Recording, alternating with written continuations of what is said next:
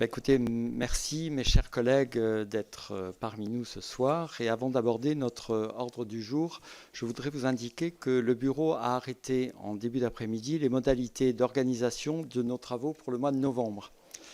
Comme vous le savez, le 25 novembre est la journée nationale contre les violences faites aux femmes et nous avons décidé cette année de travailler plus spécifiquement sur les violences conjugales. Il nous a par ailleurs semblé indispensable d'aller à la rencontre des acteurs de terrain. Pour ce faire, la délégation va tenir 3 réunions déconcentrées, une dans le Morbihan le jeudi 8 novembre, à vos agendas, en Gironde le lundi 12 novembre et en Moselle le jeudi 15 novembre 2018. Nous organiserons ensuite à Paris, le mercredi 21 novembre de 16 h à 19 h, un colloque sur le sujet, colloque durant lequel plusieurs de nos collègues pourront nous faire une restitution des échanges que nous aurons eus pendant ces réunions déconcentrées. Vous recevrez d'ailleurs prochainement un message détaillant les modalités pratiques d'organisation de ces réunions déconcentrées. Et c'est un défi logistique assez conséquent. Aussi, je vous demanderai vraiment d'être particulièrement réactif dans les dates pour lesquelles vous pourrez vous rendre disponible. L'ordre du jour de notre réunion appelle la présentation du rapport d'information sur les femmes et les forces armées de nos collègues Bérangère Couillard et Bénédicte Taurine. Et ensuite, à 18 h, nous entendrons des représentants d'associations sur le projet de loi de programmation 2018-2022 et de réforme pour la justice. Donc maintenant, nous allons examiner le rapport d'information sur les femmes et les forces armées que nous avons confié le 31 mai dernier à nos collègues Bérangère Couillard et Bénédicte Taurine. Et depuis leur nomination, nous avons entendu devant la délégation la directrice des ressources humaines du ministère des Armées, des représentantes de 2 associations de femmes du ministère des Armées et du ministère de l'Intérieur. Et enfin, le 19 septembre dernier, Madame la ministre Florence Parly, ministre des Armées. Je sais par ailleurs que nos co-rapporteurs ont conduit un nombre important d'auditions et qu'elles se sont également rendues sur le terrain à plusieurs reprises. Je suis certain que ces rencontres vont leur permettre d'illustrer leurs propos d'un certain nombre d'exemples concrets. Et mes chers collègues, sans plus attendre, je vous laisse la parole. Je vous remercie pour cette présentation. Elle est claire et elle nous fait partager en plus vos retours de terrain. Donc, en reprenant une phrase de la ministre des Armées, tout n'est pas parfait, mais je note avec satisfaction que des efforts sont engagés. Et avant de céder la parole aux collègues présents, j'aimerais connaître votre sentiment sur l'état général. Avez-vous l'impression que la féminisation des forces armées est encore un sujet difficile et que l'objectif de féminisation fait désormais consensus? Et pour le dire autrement et plus radicalement, y a-t-il de votre point de vue de réelles poches de résistance? Et vous avez partiellement répondu, je crois, avec un exemple qui conseille aux femmes de rester hors des champs de bataille. Ou sont-elles effectivement de rares exceptions? Je parle donc des poches de résistance.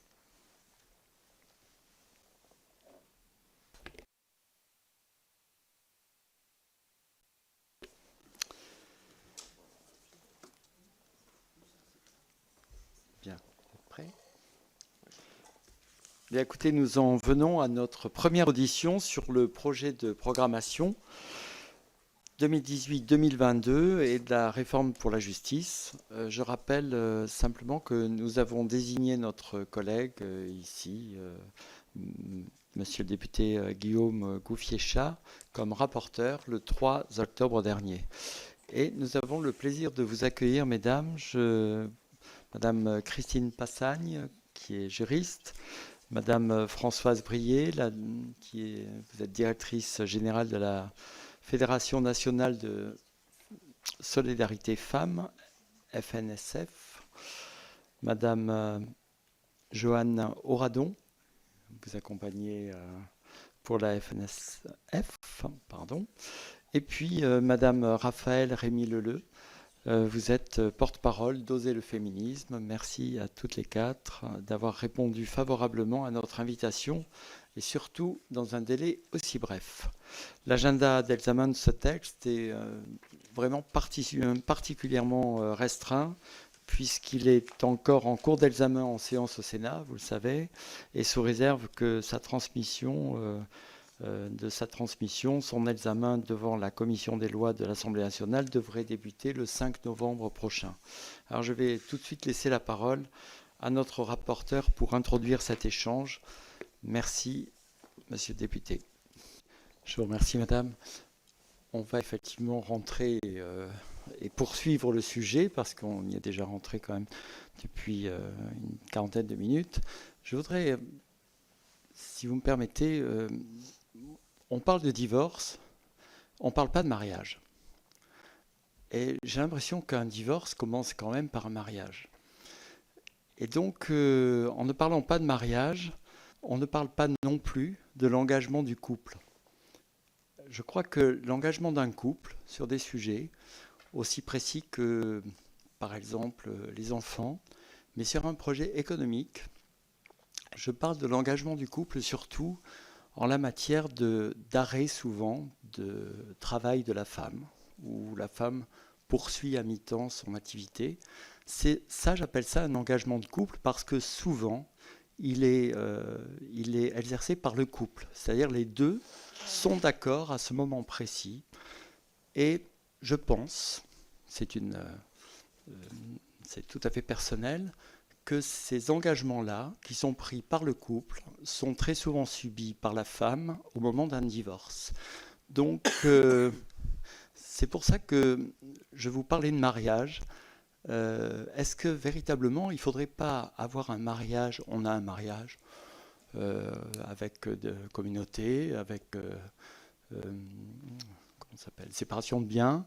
Est-ce qu'il ne faudrait pas informer simplement que des projets de couple comme ça, qui ont une incidence aussi importante sur la vie future des femmes, y compris sur leur retraite, parce que je pense que 40% de retraite en moins pour les femmes, c'est à souligner, eh bien, ne pourrait pas avoir... est-ce qu'on ne pourrait pas parler du mariage et cet engagement de couple qui doit absolument, lors d'un divorce, être mis à l'exergue et qui est des points retraite partagés. Ce n'est pas quelque chose que j'ai réfléchi complètement, mais auquel quand même je travaille depuis presque un an. Et je pensais aussi, lors d'une séparation, souvent, c'est vrai que vous avez dit que le temps faisait une œuvre bénéfique. L'œuvre bénéfique du temps, elle se fait peut-être sur des rapports, mais pas sur un rapport financier. Et je crois que sur un rapport financier, si on préconisait que je soumets cette réflexion aussi à votre intérêt, si on pensait que éventuellement, au bout de 6 mois, quand les personnes ne sont pas d'accord sur la gestion, sur la répartition, eh bien, on mettait cette gestion par un gestionnaire indépendant, nommé par la Cour de justice, qui gère les biens du couple. Est-ce que vous ne pensez pas qu'à ce moment-là, ce serait beaucoup plus rapide et ces gestions faites par la justice pourraient rendre plus facile une gestion, une division et plus rapide. Parce que je crois qu'il y a l'aspect financier, il y a bien sûr l'aspect des enfants.